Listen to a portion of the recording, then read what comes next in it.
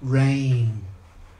As fishing nets a wedding dress, rain that defies rain's downwardness and spools past the windows, frame by frame, film after film of Edwardian rain, rain as a haunting, rain's ghost train, rain bleeding black from the cracks in bricked up chimney breasts, rain's wall maps, rain's damp lands outlined in great stains. Old rain, the same rain, my father's cold rain, taken up like a tune, confessed to the city, hurried into the drains and the dark, and piped under playgrounds and cold frames.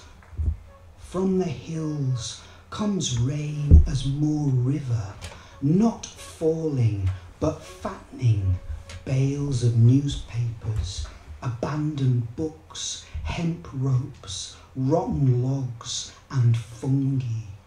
Rain feeds. From the top bar of a 5-bar gate hangs the green world stilled in a water seed, while the river slides by, echoing and echoey.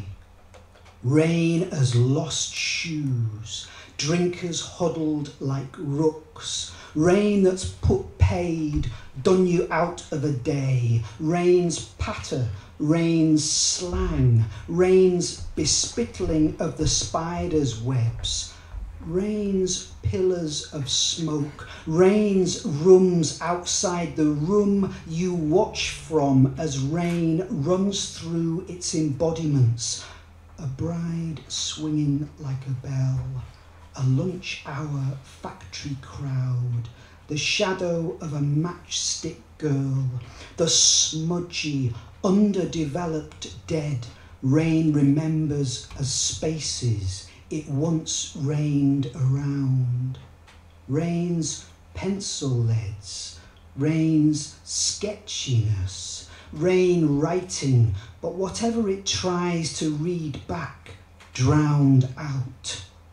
Rain's inconsequence to the sea. A few pins drop, then rain's loosened like hair, or it steps with the night clean out of the air. Rain's sound is the sound of the day undone, the rustle of cellophane, someone and no one. But at dawn, in the silence just after the rain, the wet black earth of the bare field lies, frankincense for you and me.